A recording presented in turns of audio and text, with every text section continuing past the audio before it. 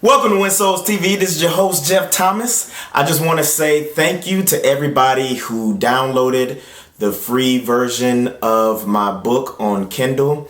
I hope that it's a blessing to you. I hope that it blesses everybody around.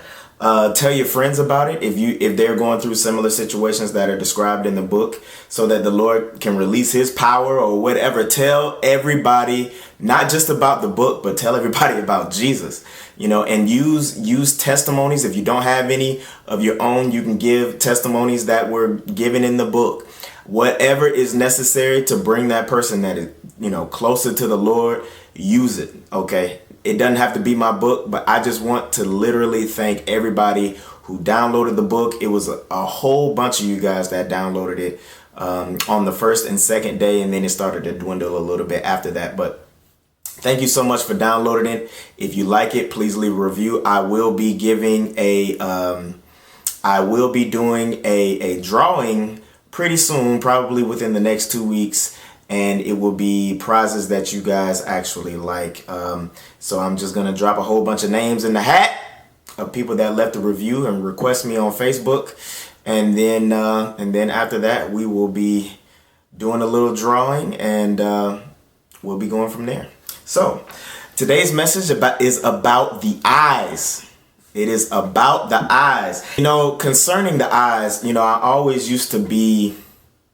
I never really understood fully what the Lord was talking about, but he kind of revealed it to me later in life. So I just want to talk about, we're going to be coming out of 3 verses. These specific verses all have to do with the eyes.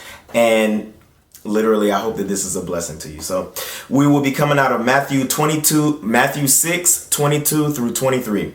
And it says, the eye is the lamp of the body. If your eye is healthy, if your eyes are healthy, your whole body will be full of light.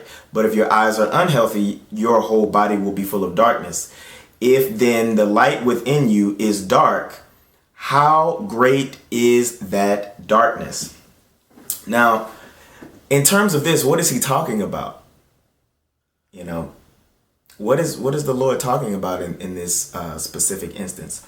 I used to have a saying, and there is a saying that wherever your focus is, wherever your mind is, your feet are sure to follow. Your feet are sure to follow. So he is talking about your focus, right? The things that you are keeping your focus on, where are those things? Okay? Where are those things focused? Are they focused on things that will literally fill your entire body with light? Will that hinder our walk with the Lord based on the things that we are focused on? And how deep is that darkness? Okay. Is it something that you are constantly focused on that is in direct contradiction to the word, yet and still you're focused on that more so than anything else? Okay. And I've written some notes, guys. I have written some notes. So, and then if we just look at the body, in and of itself, majority of the time where people are facing, that's where they're walking anyway. And so if your focus is on the Lord, your feet are going to be going down that narrow path that's necessary to enter the kingdom of heaven. Excuse my air conditioning. It just popped on. It's hot outside. Please forgive me.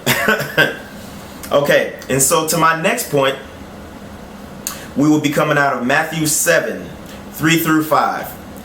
And he's talking about judging others. It says, why do you look at the speck of sawdust in your brother's eye and pay no attention to the plank in your own? How can you say to your brother, let me take the speck out of your eye, when all the time there is a plank in your own eye? You hypocrite. First take the plank out of your own eye, then you will see clearly to remove the speck of dust out of your brother's eye. Now, here he's talking about focusing on others' problems, on other people's problems, versus focusing on your own. And it's so funny that we judge so harshly, we tend to judge so harshly on people that are struggling with the same versions of ourselves that we are currently struggling with.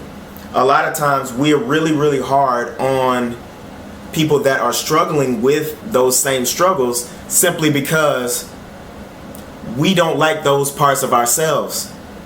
And you notice he said sawdust, which is really, really small and fine, but he said plank in your own eye. So you know for a fact that you're struggling with it yourself, but yet and still you want to point the finger at somebody else who's also struggling with it, but probably to a lesser degree than you.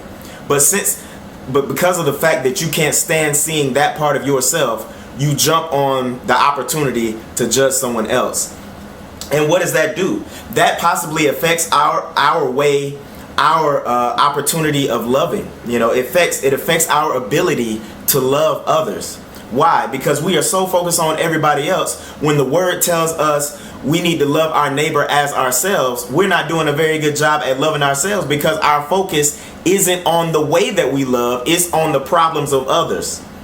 And so, you know, if we begin to focus on ourselves, if we begin to get that plank out of our own eye, then we can move out of love to remove just those little specks of sawdust out of other people's eyes, letting them know that you have struggled with those things too, and you can be used by the Lord to bring that sawdust out of the other person's eye.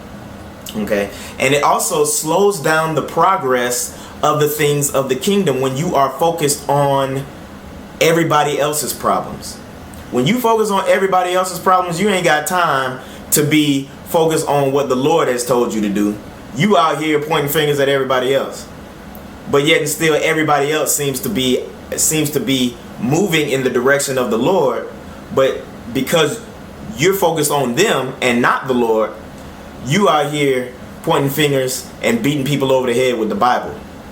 Because out of that lack of love for yourself, you can't express that love because your focus is on other things than Christ. Okay? So we got to get that in order. Our focus always needs to be on the Lord.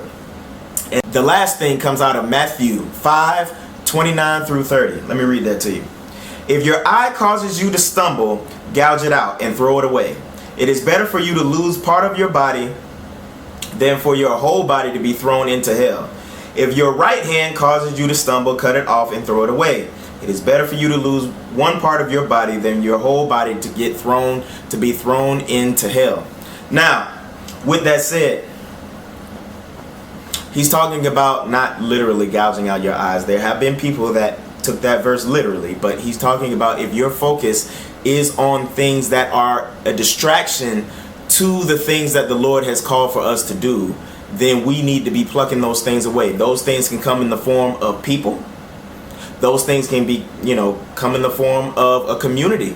Those things can come in the form of just any type of distraction, video games, TV, whatever it is that is hindering your walk with the Lord, pluck it away and get back on track. We have to be able to repent and then hop back on track as fast as possible, because tomorrow is not promised. We have to move forward, and we can't get caught up in distractions. Some of my past distractions have been women. Some of my past distractions have been literally self-sabotage. Some of my past distractions have been pointing my fingers at other people, which is why I can talk about it, okay? I don't ever come from a place on this channel to where I'm telling you to do something that I have not already done or that I have not experienced myself. That's basically kind of like saying, okay, that's like a married man or a single man giving a married man advice. If you've never been married, then you probably don't need to be given that type of advice, And so if that's the case, then I'm telling you these things because they have been stumbling blocks in my life in the past. And I don't want you guys to stumble. I love you. I hope this video has been a blessing to you. And keep on keeping on. Keep your focus on the Lord. Don't get distracted and stay on that narrow path. Have a good one, guys.